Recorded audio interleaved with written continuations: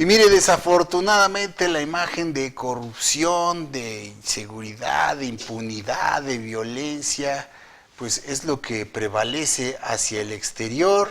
Muchas veces se dice que siempre se habla lo peor de un país, pero cuando hay poco bueno que hablar de algo o de alguien, pues ¿qué puedes decir? Y ese es el caso de un artículo que aparece en el New Yorker, el semanario, del que va a desmenuzar mi queridísimo Beto Merlo. ¿Cómo estás, mi Beto? Bienvenido, buenos días.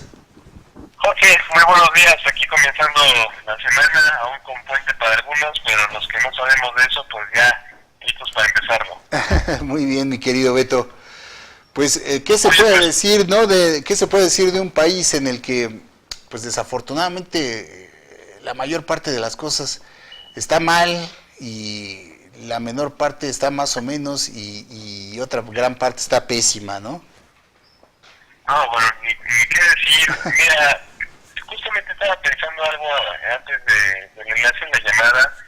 Hay que ser muy sinceros en algo. No existe ni un solo país que tenga una imagen mundialmente de manera totalmente positiva. Claro. Yo creo que todos los países, sí, claro, o más bien las personas, podemos reconocer de todos los países estos claroscuros, estos contrastes que le pueden caracterizar, ¿no? En el caso pues, de México, que es el país que abro de New York, de esta revista estadounidense, en la versión que estamos contando, pues incluso se comienza hablando de México como de uno de los países con los mejores tacos del mundo, que en lo absoluto me parece que sería una mentira, quienes ahí nos damos nuestra oportunidad de echar la garnacha, ¿no? Como coloquialmente se dice, en algún puesto de este tipo sabemos que así es, pero tampoco eso nos puede hacer perder de vista pues estos aspectos negativos que yo creo que ningún país quisiera ser reconocido por ellos, ¿no? Claro. En esta ocasión, pues, The New Yorker hace esta publicación porque emite una nota que se llama ¿qué pueden hacer el viaje como terapia y qué pueden hacer por usted otros países? Entonces, pues comienza a abordar como distintas situaciones difíciles que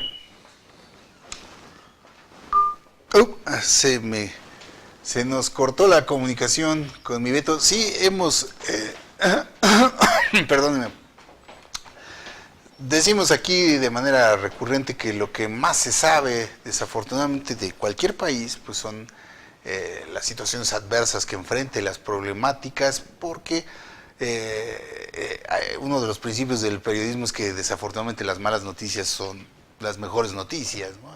La corrupción, la situación de inseguridad, el terrorismo, los escándalos en las altas cúpulas políticas, y es lo que se conoce y lo que redunda, lo que alcanza a lo que alcanzamos a conocer generalmente en otros países de lo que se está viviendo en ese país. Desafortunadamente, decía el presidente, hay que hablar bien de México. Pues sí, es que son dos cosas distintas. Una cosa es México y los mexicanos, creo yo, usted no sé cómo lo vea, y otra cosa es el gobierno de México. Entonces, las situaciones en las que están mal, pues no podemos estar hablando bien de algo que está mal. Obviamente sería engañarnos, sería cerrar los ojos, y hay que hablar y señalar lo malo.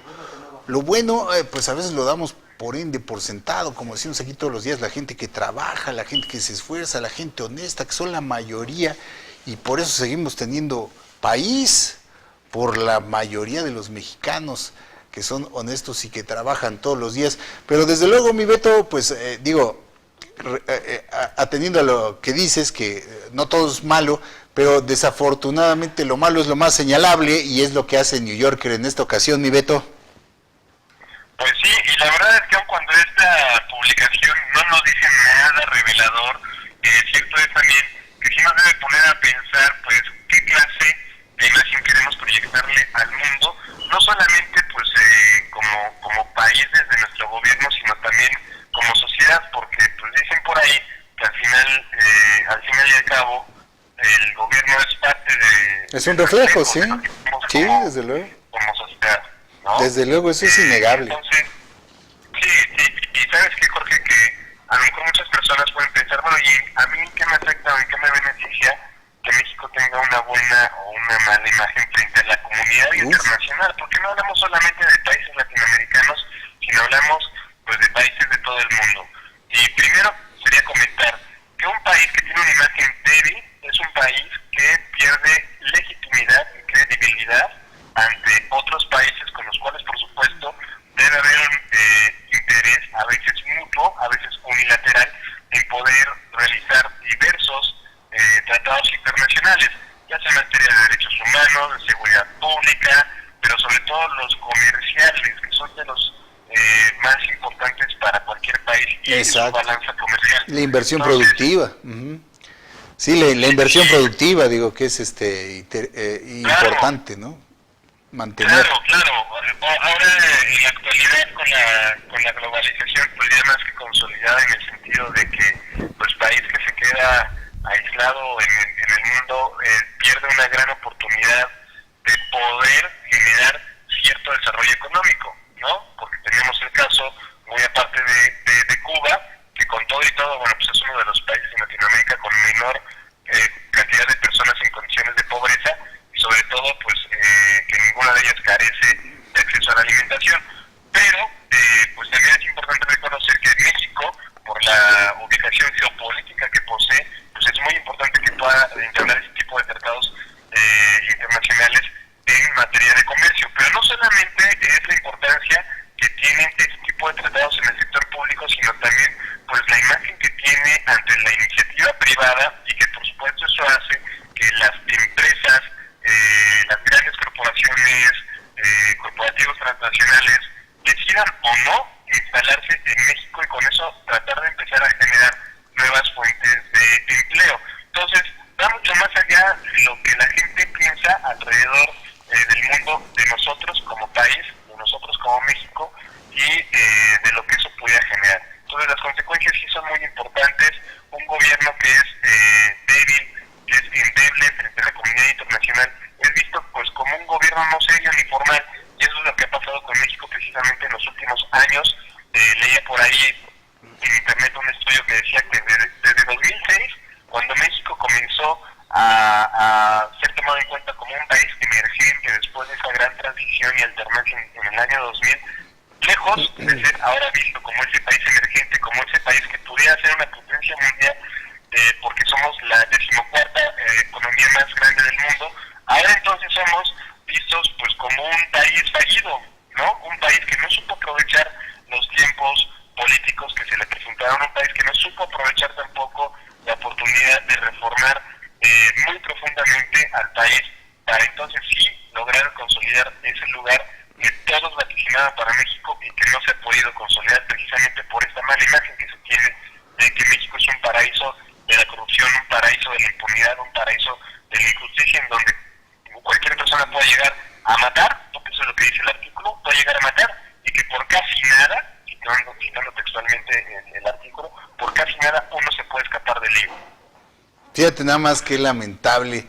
Y pues sí, mi Beto, o sea, ese momento mexicano del que tanto se hablaba y que nunca llegó, o al menos no nos llegó al pueblo en general, esas oportunidades que se han dejado pasar, y desafortunadamente, como te digo, un país en el que no hay Estado de Derecho, básicamente, y que prevalece la impunidad, pues no puede tener una buena imagen hacia el exterior, porque lo hemos dicho aquí muchas veces, no es que se vaya a acabar la corrupción o la delincuencia, siempre la va a haber, siempre va a haber gente mala y gente buena, por decirlo en términos llanos, pero lo peor que ocurre en este país es eso, que no se castigan como deben de ser, con la severidad que se deben tener y con la aplicación de la ley, esos actos de corrupción, como las consecuencias hoy que está viviendo Veracruz. Qué barbaridad, es que ahí no dejaron ni un foco.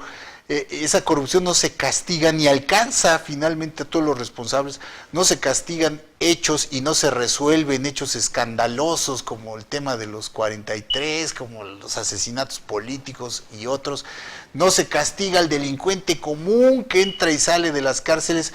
¿Cómo puede hablar uno bien del país o cómo puede tener México una imagen positiva en el exterior cuando no hay lo que es la base de toda convivencia y de toda avance y desarrollo social, que es la aplicación de la ley y del Estado de Derecho. Mientras no tengamos eso, no hay nada, mi Beto, no hay nada que hacer. Desafortunadamente, uno puede hablar bien, les decía ahorita que se nos cortó la comunicación al auditorio, pues de muchos mexicanos, de mucho que se hace, de lo mucho que se trabaja, pero también como sociedad somos responsables en conjunto de lo que tenemos en el gobierno, de los funcionarios que tenemos y del gobierno. ¿Por qué? Porque somos indolentes y cuando vienen las elecciones, bueno, muchos años no podíamos hacer nada y todavía realmente es poco lo que podemos hacer, pero hay que hacerlo para ir transformando este país realmente por las vías de la ley y de la democracia,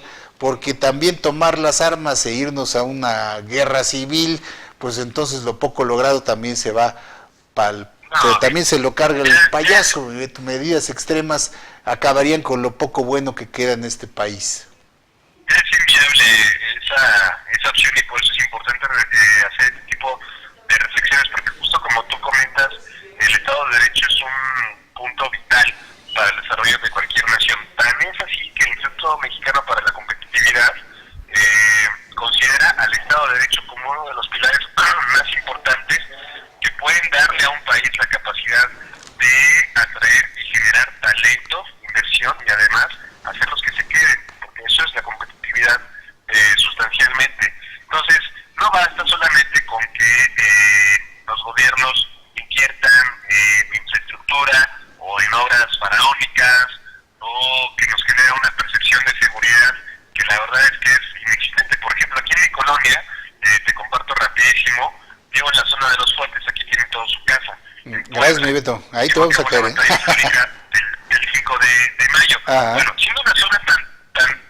importante por su trasfondo histórico, claro, y su importancia también turística, bueno, acá en menos de un mes se han robado chorros de instalaciones de tomas de gas, porque las mangueras son de cobre, ¿no? Entonces, esa percepción de seguridad que de repente los gobernantes nos quieren hacer pasar con obras que parecían importantes pero que son obsoletas, pues no sirven. Ahora sí que valga la redundancia, no sirven de nada porque no generan competitividad, no basta claro, con invertir en las grandes carreteras, no basta con inaugurar o entregar 100 patrullas cuando no existe una estrategia de seguridad inteligente de fondo, ¿no? Sí, y resultan al final del día resultan puros negocios entre cuates, ¿no? Además, la asignación de contratos y de supuesta obra pública y en muy poco o en ningún beneficio realmente para la comunidad.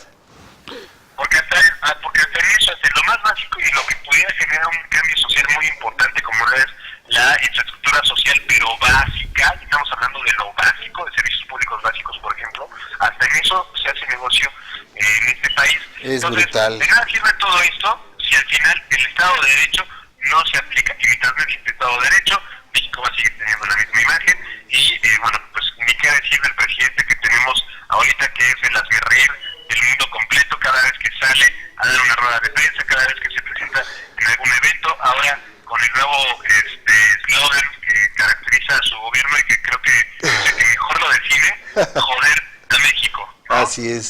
Así es, mi Beto, que dicen que él no se levanta pensando en joder a México porque simple y sencillamente lo hace sin pensar.